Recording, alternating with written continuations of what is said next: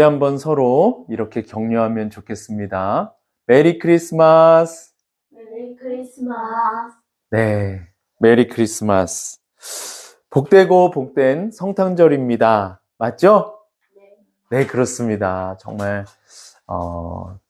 귀한 성탄절을 우리에게 허락해 주신 하나님께 감사를 드립니다. 오늘 같이 나눌 이 말씀은 마태복음 1장 18절부터 21절 말씀인데요. 먼저 성탄절의 유래부터 잠깐 같이 나누려고 합니다. 여러분, 12월 25일이 예수님이 태어나신 날이 아니라는 건 다 아시죠? 맞아요. 예수님이 12월 25일에 태어나신 것이 아니에요. 그러면 왜 우리가 12월 25일을 성탄절로 지킬까요? 그것은 예수님께서 탄생하신 날을 기념해야 하기 때문이고요. 또 우리는 전통적으로 12월 25일을 성탄절로 지켜왔는데 이것은 종교개혁 때에도 바꾸지 않고 그대로 유지해온 것입니다.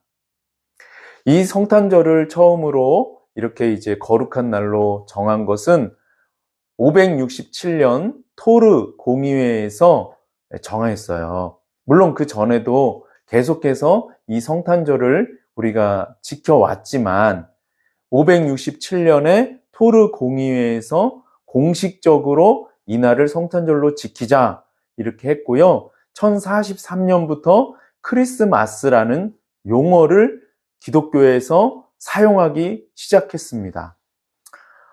그러니까요, 우리가 왜 12월 25일을 성탄절로 지키느냐?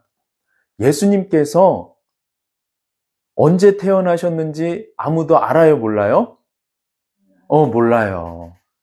왜냐하면 그럴 수밖에 없어요. 옛날에 정확하게 자기가 태어난 날짜가 언제인지 아는 사람이 몇이나 됐겠어요. 거의 다 그냥 자기만 알고 또는 자기 가족이나 알고 그러고 나면은 기억하지 못하는 거예요. 그래서 예수님이 언제 태어나셨는가 그것을 교회가 알지 못하기 때문에 이 날로 우리가 정해서 지키는 것입니다. 그러면은 이제 우리가 예수님이 누구신지를 같이 알아봐야 될 텐데 이 예수님이 누구신지 알아보기 전에 먼저 우리가 어떤 사람인지를 한번 좀 살펴보면 좋겠습니다. 여러분, 우리 가운데에서 죄인이 아닌 사람이 있으면 한번 손 들어보세요. 높이 한번 손 들어보세요. 저밖에 없네요. 네, 저는 그냥 손 들으라고 해서 이렇게 한번 손 예시로 표시한 것 뿐이고 저도 죄인입니다. 우리는 다 죄인이에요. 우리 가운데 의인은 아무도 없습니다. 우리가 왜 죄인인지 간단하게 말씀을 드릴게요. 우리는요, 죄를 지었기 때문에 죄인이 아니라 죄인이기 때문에 죄를 짓는 것입니다. 우리가 죄를 짓는 이유는 뭐냐면요, 죄인이기 때문에 그렇다는 거예요. 아담이라고 하는 인류의 조상인 아담이 타락함으로 말미암아 죄가 유전되기 시작했습니다.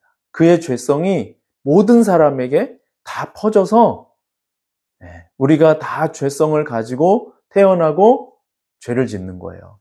그래서 우리 아이들을 보면요, 거짓말을 시키지도 않는데, 거짓말을 가르치지도 않았는데, 거짓말을 배운 적도 없는데 거짓말을 해요, 안 해요? 해요. 거짓말을 해요. 왜 그렇습니까? 죄성을 가지고 우리가 태어나기 때문에. 여러분, 그래서 우리가 다른 사람보다 나는 조금 더 착하게 살고 있다고 생각할 수는 있지만 그렇다고 해서 죄가 없는 사람은 아무도 없습니다. 우리는 다 죄인입니다. 저는 하나님의 말씀에 순종하지 않았어요. 저는 죄인이에요. 뿐만 아니라 저는 하나님께서 저에게 주신 말씀대로 살지도 않았습니다. 여러분도 죄인이에요. 요즘에 카드빚이 정말 많은데, 그죠? 대부분 다 요즘 대출도 많이 받고 있고 카드빚도 많이 받고 있는데 빚을 지면 반드시 그 빚을 갚아야 하듯이 우리가 죄를 지은 죄인은 반드시 죄값을 치루어야만 합니다. 그런데 우리의 힘으로는 이 죄값을 치를 수가 없어요. 왜냐하면 우리가 죄인이기 때문에 그렇습니다. 죄인이 스스로 죄값을 치를 수가 없어서 여러분, 우리는요, 사망이라는 죄의 형벌을 받아야만 돼요. 죄인이 아니면 죄값을 치를 수가 있어요. 근데 죄인이기 때문에 아무리 죄값을 치르려고 해도 치를 수가 없어요. 그래서 사망을 형벌로 받는다는 것입니다. 이 형벌로부터 자유로울 수 있는 사람이 우리 가운데 아무도 없어요. 아무리 잘 살거나, 아무리 가난하거나, 아무리 정직하거나, 아무리 불의하거나, 아무리 많은 권력을 소유하고 있거나, 아무런 권력을 갖고 있지 않거나 관계없습니다. 전부 다 우리는 이 사망의 형벌을 받아야만 하는 위치에 놓여 있습니다. 그런데 우리를 죄에서 구원하시기 위해서 이 땅 가운데 아기 예수님이 오셨어요. 우리 다 함께 이 순서지에 나와 있는 18절 말씀을 같이 한번 읽어보겠습니다. 18절 시작. 예수 그리스도의 나심은 이러하니라. 그의 어머니 마리아가 요셉과 약혼하고 동거하기 전에 성령으로 잉태된 것이 나타났더니. 아멘. 이 말씀에서 예수님은 성령으로 잉태되셨다고 말씀하고 있습니다. 여러분, 이게 그 당시 헬라 문화에서 이 어떤 그 높은 사람이 태어나면은 우리나라 역사에서도 나와 있지만 신화적인 의미를 많이 부여하는 걸 볼 수가 있어요. 박혁것에 어디서 태어났다고 하죠? 알에서 태어났다고 합니다. 그 다음에 당군 할아버지 어디서 태어났다고 해요? 네. 그러니까 우리 당군 신화를 봐도 그렇고 박혁것의 이야기도 그렇고 또 이 당시 헬라의 문화를 봐도요. 어떤 신화적인 요소들을 가미해요. 아주 그 뛰어난 인물에 대해서는. 근데 우리 예수님은 철저하게 그런 신화적인 요소가 아니라 인간적으로 예수님의 탄생을 말씀하고 있는데, 그러나 다른 것이 한 가지 있는데 그것이 뭐냐면 동정녀에게서, 그러니까 처녀에게서 성령으로 잉태되셨다는 것입니다. 예수님이 성령으로 잉태되셨다는 사실에서 우리는 두 가지를 알 수 있는데요. 첫 번째는 예수님은 하나님의 아들이시라는 것과 두 번째, 예수님은 죄가 없다는 것을 알 수가 있습니다. 왜냐하면 예수님은 아담의 후손이 아니시기 때문에 그렇습니다. 성령으로 잉태되신 이 예수님이 오늘 말씀을 보면은요, 19절과 20절 말씀에서 이 마리아의 남편 요셉이 보인 행동을 보면은 예수님이 정말로 성령으로 잉태되셨다는 것을 우리가 분명히 알 수 있어요. 지금 마리아의 남편은 요셉이잖아요. 그죠? 그래서 요셉은 이 마리아가 잉태된 것이 자기가 한 게 아니라는 거 너무 잘 알아요. 그죠? 그렇기 때문에 지금 요셉이 보인 행동이 무엇입니까? 요셉이 경건한 사람이라서 만약에 정말 불량한 요새 데이트 폭력도 얼마나 많습니까? 만약 그런 사람이었다면은, 그죠? 마리아를 막 어떻게 했을지도 몰라요. 근데 요셉은 경건한 사람이었어요. 그래서 조용히 마리아와 헤어지기를 원했습니다. 이것을 보면 이 마리아가 지금 잉태된 것이 성령으로 잉태됐다는 것을 우리가 분명히 알 수 있는 것입니다. 또한 그 20절 말씀에 이 주의 사자가 나타나서 요셉을 현몽하는 것을 볼 수 있잖아요. 이건 역시 예수님이 성령으로 잉태되셨다는 것을 분명하게 가르쳐주는 증거입니다. 예수님은 성령으로 잉태되셨습니다. 이것은 사실이에요. 그러나 우리의 믿음이 필요하죠. 왜냐하면 성령으로 잉태된 사람이 예수님 외에는 한 분도 없기 때문에 우리의 믿음이 필요합니다. 여러분 믿으시기를 바랍니다. 여러분 예수님은 성령으로 잉태되셨기 때문에 죄가 없습니다. 사실 우리가 이 죄를 짓는 우리는 아까도 앞에서 말씀드렸지만은 근본적인 이유가 우리가 죄인이기 때문에 그렇다는 것입니다. 그런데 예수님은 성령에 의해서 잉태되셨기 때문에 죄가 없습니다. 죄가 없으신 예수님은 우리를 죄에서 구원하실 수가 있습니다. 우리 다 함께 21절 말씀을 읽어보겠습니다. 시작. 아들을 낳으리니 이름을 예수라 하라. 이는 그가 자기 백성을 그들의 죄에서 구원할 자이심이라 하니라. 아멘. 아들을 낳으리니 이름을 예수라 하라. 이는 그가 자기 백성을 그들의 죄에서 구원할 자이심이라. 아멘. 예수님을 믿으면 죄에서 구원을 받습니다. 이것은 제가 이렇게 얘기한다고 해서 그렇게 되는 게 아니고 하나님께서 말씀을 통해서 우리에게 약속해 주신 것입니다. 저는 예수님을 믿고 죄에서 구원을 받았습니다. 저는 지금 죄로부터 자유로운 것은 아니지만 죄의 형벌로부터는 과거와 현재와 미래까지 완전히 자유롭습니다. 예수님께서 저의 죄값을 십자가에서 저 대신 다 치루어 주셨기 때문입니다.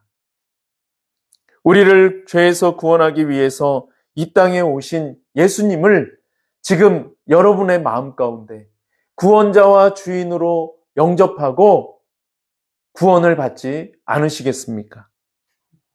요한복음 1장 12절 말씀에 이런 말씀이 있습니다. 영접하는 자, 곧 그 이름을 믿는 자들에게는 하나님의 자녀가 되는 권세를 주셨으니. 아멘. 누구에게 하나님의 자녀가 되는 권세를 주셨다고요? 영접하는 자, 곧 그 이름을 믿는 자에게. 여러분, 이것은 하나님의 약속입니다. 이 말씀을 믿고 예수 그리스도를 지금 내 마음 가운데 영접하시면 하나님의 자녀가 되는 것입니다. 우리 가운데 오늘 이 자리에 새로 오신 분이 아무도 없기 때문에 우리 가운데 예수님을 구원자와 주인으로 영접하지 않은 분은 아무도 없어요. 이미 예수님이 우리의 구원자와 주인이라는 것을 우리는 모두 다 알고 있습니다. 그렇지만 오늘 이 시간에 다시 한번 재헌신을 하면 좋겠어요. 우리 삶을 돌이켜보면 우리가 정말 예수님을 나의 구원자와 주인으로 모시고 사는 사람인가 의심이 들 정도로 때로는 우리가 우리 입에 담지 못할 말을 하기도 하고 생각을 하기도 하고 행동을 하기도 하지 않습니까? 아닌가요? 저만 그럴까요?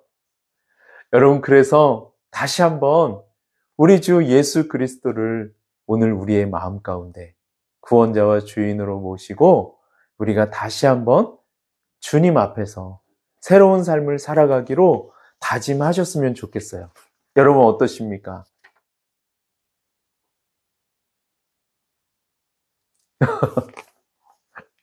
네. 이게 억지로 되는 일은 아니죠. 사람이 시킨다고 되는 일은 아니에요. 성령 하나님께서 우리 가운데 역사하셔서 우리를 인도하셔야지만이 우리가 이 질문에 아멘, 그렇습니다 하고 우리가 받아들일 수 있는 것입니다. 그러므로 여러분, 오늘 성령 하나님께서 여러분의 마음 가운데 역사해 주셔서 다시 한번 재헌신하는 그런 일이 여러분의 삶의 자리 가운데 있으면 좋겠습니다. 저 역시 마찬가지입니다. 여러분, 그래서 예수님을 구원자와 주인으로 우리가 영접하잖아요? 그러면은 우리는 이제 그냥 똑같이 살 수는 없는 거예요. 예수님이 나의 주인이 되셨는데 내가 내 주인이 됐을 때는 내가 하고 싶은 말 막 하고 내가 하고 싶은 행동 막 하고 내가 생각하고 싶은 거 막 할 수 있지만 예수님이 나의 구원자와 주인이 되신 다음에는 여러분 그렇게 할 수 있습니까? 없지요. 없어요. 왜? 예수님이 나의 구원자와 주인이시기 때문에. 여러분, 그래서 오늘 우리가 주님을 다시 한번 내 마음의 구원자와 주인으로 모시고 다시 한번 결단하고, 여러분, 우리가 다시 한번 이 성탄절을 기념해서 다시 한번 새로운 삶을 살아가기로 다짐했으면 좋겠습니다. 정말 하나님 아버지께서 오늘 우리의 삶의 자리 가운데 성령을 통하여 역사하여 주심으로 말미암아 우리의 구원자 되시는 예수 그리스도를 다시 한번 우리의 마음 가운데 구원자와 주인으로 모시고 죄사함 받고 다시 한번 은혜 가운데 살아가는 놀라운 은혜가 임하기를 예수님의 이름으로 축복합니다. 우리 다 함께 기도드리겠습니다.